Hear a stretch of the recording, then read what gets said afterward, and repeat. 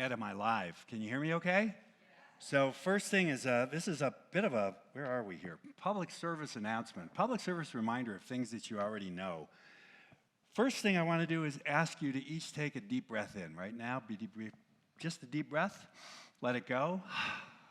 Now we're getting in shape. Take another one in. Let it go more and simply see what you're seeing. You can look around. And if you would take another deep breath in. Okay, we're going to let that day come to us. I want you to hear what you're hearing. And let's take one more deep breath in. And as you let it go, simply feel whatever it is that you're feeling.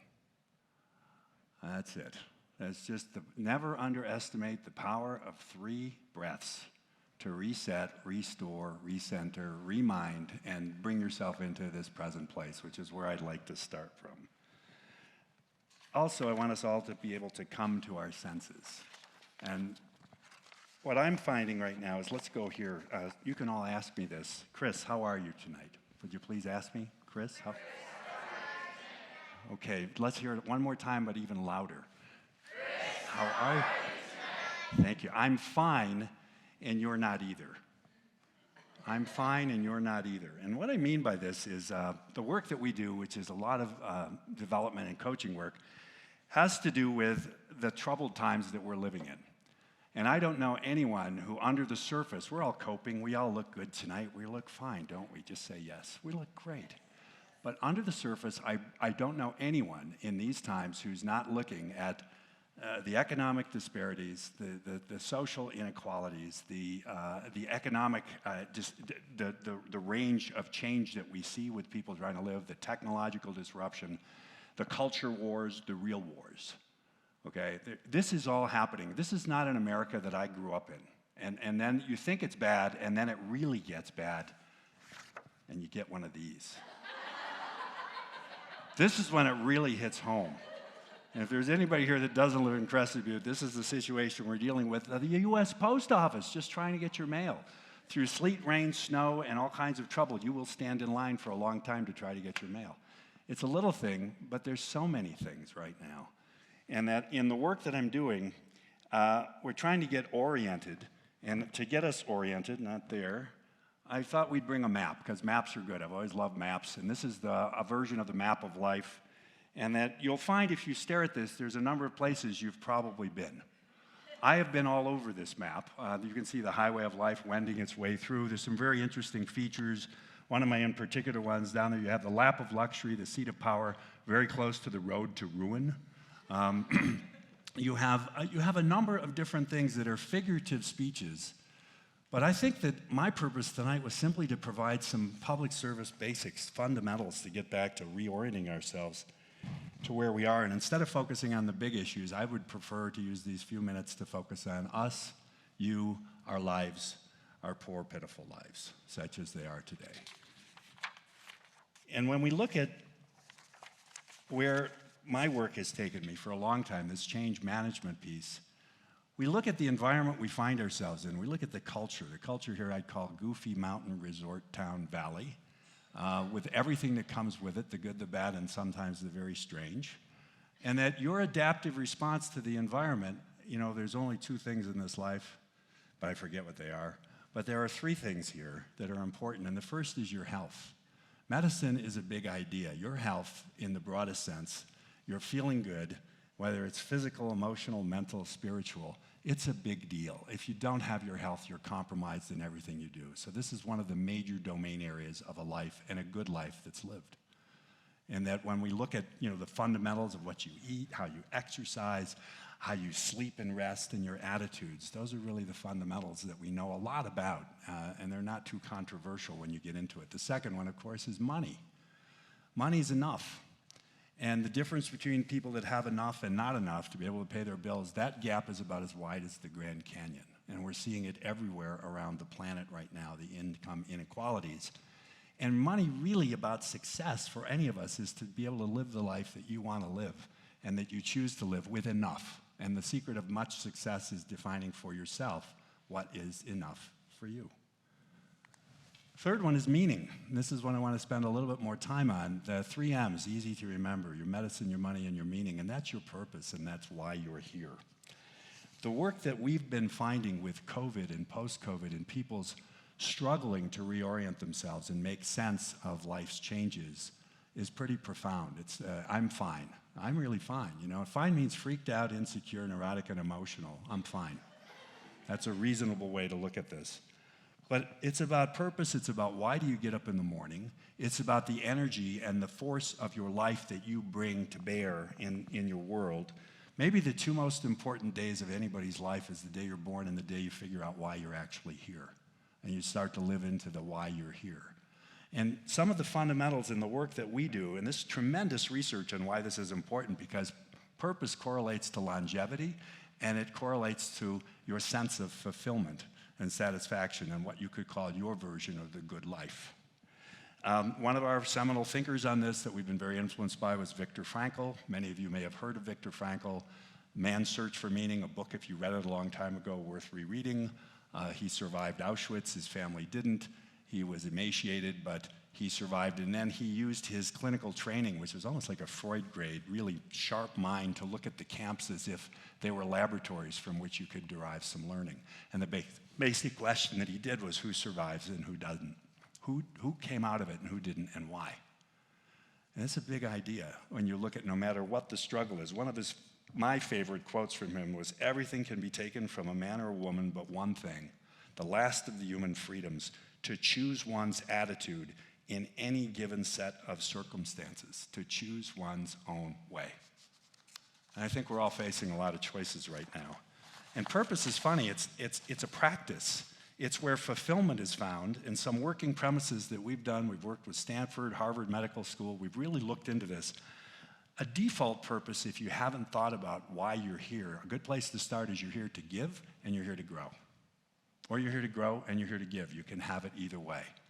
And that some of the research that we've done further is that we have tools and we help people to think your talents plus your passions plus your values equal or directionally head you into the direction of a calling about what was put into you uniquely as you. And each one of us is an experiment. I have it of one. Each one. That's another corollary, which is funny. My grandmother said this to me once. She says, "Chris, remember, you're unique and special, just like everyone else."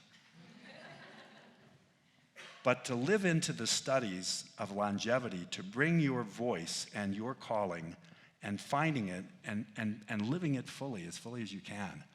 Crises is a great time to look hard at this for each of us. And the longevity studies, when a lot of older people were asked, looking back, if they could have done some things differently, they have to do with, I would have been more reflective, not just at a time of crisis. I would have been more courageous in what I chose to do in terms of relationships or in what I chose to do in terms of career. And that always, across the board, I wanted my life to make a difference. Somehow, I wanted to make a difference. So this is about in pursuit of the good life, and the next thing I want to focus on is change, because to grow requires change. Help me out as an audience. When I say change is, what are the words that first come to mind to you? Change is what? Say? Difficult. What else? What else? Inevitable. What else? Painful. What else? 3 at once. Good. What? Thrilling. Okay. Anybody else? Necessary. Fundamentally necessary. It's happening all the time. Every day, every minute, we are growing, we are changing. Every breath we take, the Buddhists say this, every breath a new me. Every breath a new me. That's a very interesting idea. So if I look at this, at the core, when you look at a picture like this one, what's happening in this picture? They're not quite getting it right because there's a lot of unintended consequences. But in transition, as painful and as inevitable in making choices to direct ourselves, the 2 fundamental questions is what to hold on to and what to let go of. And we're in a place right now, all of us, of thinking about, especially in the Gunnison Valley, with the growth and the pressures and the amazing amount of people that want to be here, that are coming. What are we going to hold on to and what are we going to let go of? And this is at the individual level. Growth requires change. When I worked at General Electric, we had an amazing business leader there who really wanted to know about how can we change better and faster since it's happening all the time. Why don't we try to get better at it? And that when first group that I worked with, we benchmarked 2 organizations to find out why do they have good results that seem to sustain themselves, where people change in ways that they not only change, their lives get better, and it's sustainable. And the organizations were Weight Watchers and Alcoholics Anonymous, AA, 2 organizations. And we tried to look at some of these principles. The change delta, where change is that triangle, and that on the other side, the delta, the resistance or simple inertia requires some things, and these came straight out of studies that we've replicated, taken into corporations, developed tools around. But first is that there's a belief that change is possible. I could actually live a life if I didn't have a drink, or I could live a life if I got the way that I ate and my lifestyle in control, and really keep those pounds possibly off. If there's no belief, there is no change. And leaders are there to help, to inspire, to unite, to heal, and to help people to do things that can't be done, and even to want to do things that have to be done. Another one is sufficient dissatisfaction with the current reality. Current reality has a lot to say about pain sometimes. I heard that. It's painful. And leaning into the pain seems to be the ticket through, and being able to talk about and experience that pain versus being in that denial place. It's bad and it's not that bad. No, it's really bad. No, it's not that bad. Those discussions we can all have with ourselves. Third one is a sense of clear and agreed to goals, some new version of me, some mission, some possibility of who I could be that's not the way that I am now. This was very inherent in the systemic approach that both Weight Watchers and AA take to help people say, it's not just you're going to be sober in AA's case. You're going to develop that, and then you're going to get to be happy being in that place and live a fulfilling life. Very different jump in the game. Awareness of first steps. You've heard of the 12-step programs. They each have protocols that one can follow to help you not be overwhelmed, but to have a way forward. And last but not least, contact with and support from others. I'm not alone. There's peers. It's not just me. And what we found also in terms of longevity is isolation is fatal. You don't want to be alone. And that's my core message tonight, is more than ever, as much as everyone these days is someone else's weirdo, we need each other. My mom died 5 years ago. We had a beautiful service for her in Rochester, New York, where I grew up. 7 of her friends came. We went to the most expensive fine dining experience for lunch after the service at the Red Lobster. My mother would never go beyond the Red Lobster. You cannot spend more money than what you spend. And there was a picture of her at the table. We had about 25 people there. My little guy was there, and we were talking, and I talked to a World War II veteran. Maury and Doris were across from me, and I said, you know, we have it so easy in this life because you guys had the Depression. Nobody knew really what was going to happen. We can read about it in retrospect. You had World War II. Nobody knew what was going to happen. I understand why the martini was such an amazing drink and innovation, especially in the 50s. And he looked at me and he says, you know, you make it sound a little bit worse than it was. He says, yeah, it was tough. I mean, we had things, we gave up things, but we had something that you don't have. And I said, what? And he said, we had each other. And that's a big thing, that we need each other. We got to connect with each other. We got to reach out. So how can we do it to close my time here? Things that we know that help you through any transition, and you can do these. They're behavioral, they're specific, they're actionable. Stanford has researched these. They're related to research on DHEA in the bloodstream. They're related to a way that you can immediately rise to the occasion to help yourself recenter and refocus. Laughing. It creates endorphins. When you laugh, other people laugh. They wonder what's going on. They've wired up people. The muscle memory in the face, if you simply smile, is a great way to smile into the face of adversity. It actually creates a chemical restoration of this wonderful happy drug called DHEA. There's powerful research on this. You can do this anytime you want to. Count your blessings. People that say thank you. Gratitude is the most powerful emotions. People, this is research-based. It sounds like such a big duh. People that focus on what they do have are happier than people that focus on what they don't have. And this is another powerful process to restore, to recenter, and to bring you forward so that you can be showing up. Saying thank you. Research on people writing letters for somebody that did something significant for him or her. A month later, they still have an elevated above normal sense of this ability to be in your zone and be creating in the moment, every breath the new me, a better me. Playing to your strengths, doing the things you love. When time passes effortlessly, those natural things, those gifts, those talents, investing in those every day. Those are things that also help you show up. And why do you want to show up? This last one is doing good. What is doing good all about? Well, that's why we're here with the Community Foundation.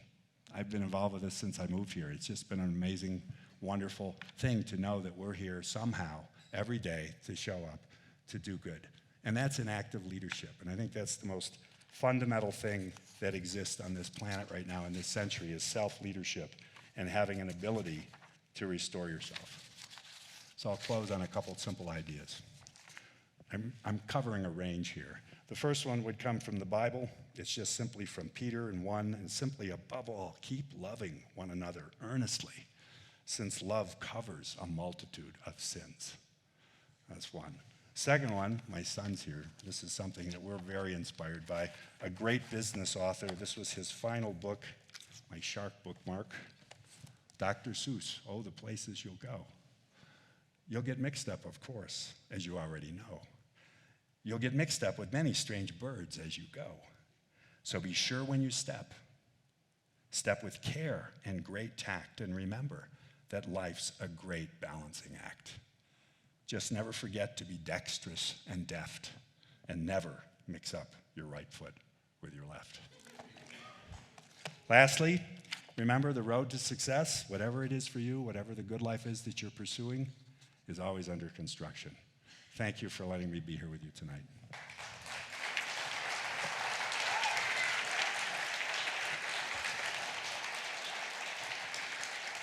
Thank you. Thank you, Chris.